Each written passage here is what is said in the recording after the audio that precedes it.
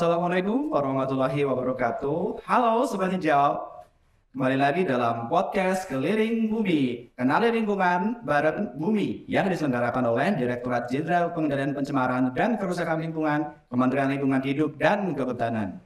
Kembali lagi bersama saya Alfian Bagaswara yang akan memandu podcast Keliling Bumi edisi kali ini tentang persetujuan teknis pemenuhan baku mutu air limbah yang dimanfaatkan untuk penyiraman dan atau pencucian. Nah, pada kesempatan kali ini saya sudah bersama narasumber saya yang sangat hebat. Kita sapa dulu. Halo Bu Vita. Hai.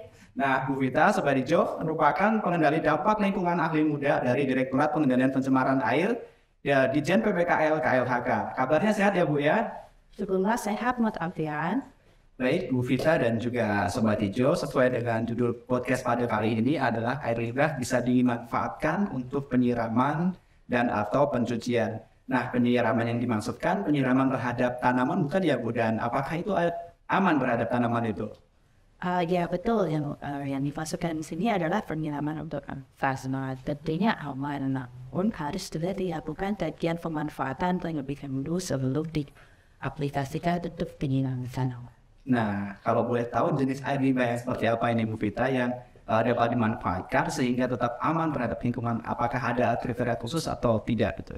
Untuk jenis air limbahnya, maka berdasarkan pengaptisan mandiri pada lampiran 1 Permen LHK nomor 5 tahun 2021, kita akan melihat bahwa kita lihat dulu jenisnya, apakah air limbahnya bersifat infeksius atau tidak. Jika air limbahnya bersifat infeksius, maka harus dilakukan penyusunan dokumen kajian teknis.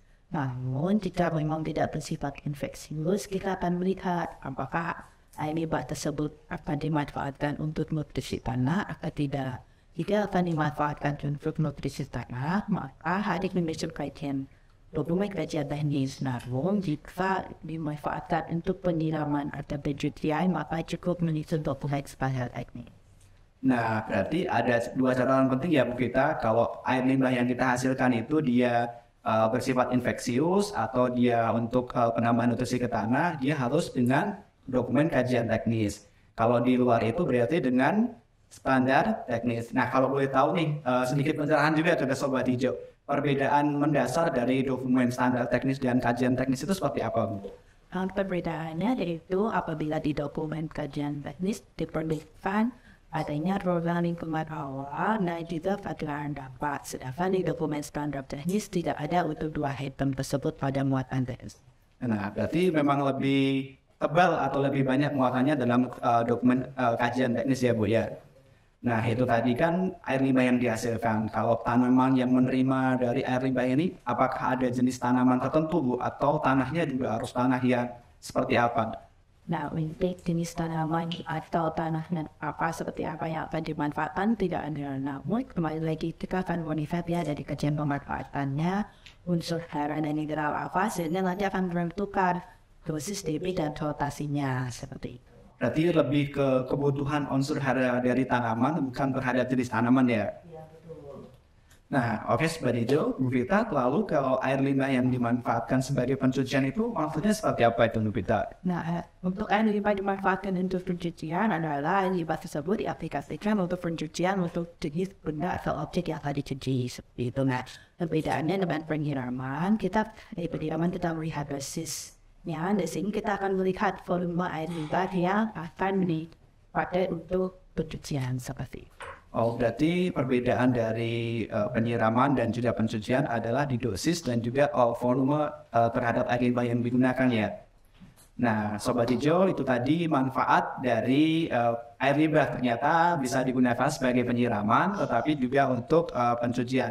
Nah, mungkin ada manfaat-manfaat lain dalam pengolahan air limbah yang saya dan juga Sobat Hijau sekalian belum tahu Bu Vita. Nah, untuk manfaat lainnya yang pertama tentunya kita akan mengurangi penggunaan air baku seperti itu dengan adanya pemanfaatan air limbah ini, maka air baku dapat berkurang. Dan yang kedua tentunya kita akan mengurangi beban air di badan air permukaan karena air limbahnya tidak dibuang ke permukaan namun dapat dimanfaatkan baik untuk penyiraman maupun untuk pencucian.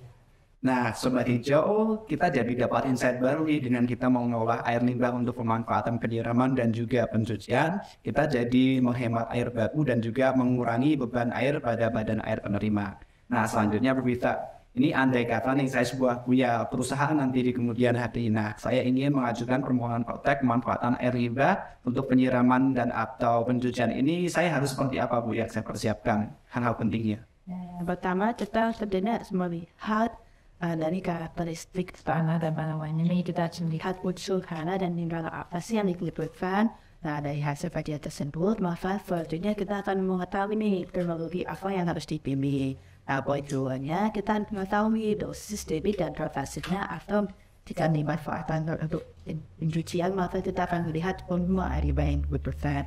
Jangan sampai kalau banyak banyak, tentunya kita membutuhkan penampungan yang makin lama dan besar nih. Jadi kita harus tahu nih volume dan walaupun dosis yang dibutuhkan. Dan yang selanjutnya adalah untuk pemanfaatan air tanahnya. Jadi penting banget untuk pemanfaatan ini kita harus adanya sumber pantau yang akan dipasang di posisi hulu dan hilir di lokasi pemanfaatan, sehingga kita harus untuk mencegah apakah dari kegiatan pemanfaatan ini apakah ada dan besar sehingga masuk ke air tanah, sehingga untuk parameter pantau air tanahnya akan menyesuaikan atau sama dengan parameter pantau dari air. Nah, kalau saya tangkap berarti ada 3 hal penting ya Bu ya kita harus garis bawahi ketika mengajukan protek ini. Yang pertama dengan standar teknologi yang harus kita persiapkan sehingga bisa mengcover karakteristik tanaman dan juga air limbah kita agar terkelola dan aman terhadap lingkungan. Yang kedua adalah dosis rotasi sehingga sesuai dengan jumlah air limbah yang dihasilkan dan juga kebutuhan tanaman. Dan yang ketiga adalah terhadap pemantauan air limbah itu sendiri. Nah, Sobat Hijau, mungkin kesimpulan yang yang bisa saya tarik terhadap perbincangan kita kali ini dengan Ibu Vita bahwa air limbah itu sebenarnya dapat dimanfaatkan untuk mencuci dan atau menyiram terhadap tanaman dengan catatan harus memenuhi standar teknologi dan ataupun kajian yang ada sehingga tetap aman terhadap lingkungan yang ada. Nah, Sobat Hijau, itulah perbincangan kita terhadap air limbah, baik itu dimanfaatkan untuk penyiraman maupun untuk pencucian. Kalau Sobat Hijau masih ada pertanyaan-pertanyaan yang belum terjawab dalam sesi podcast Keliling Bumi pada kali ini, Sobat Hijau dapat menuliskan dalam kolom komentar. Jangan lupa untuk selalu like, subscribe, dan juga share sebanyak-banyaknya informasi menarik dari konten kita. Dan jangan lupa untuk selalu memfollow semua sosial media dari Ditjen PPKL KLHK. Akhir kata, saya Alfian Bagiswara. Sampai jumpa dalam podcast berikutnya dan salam lestari. Follow sosial media Ditjen PPKL dan jangan lupa dengerin episode selanjutnya di YouTube channel dan Spotify Ditjen PPKL ya. Sampai jumpa sobat!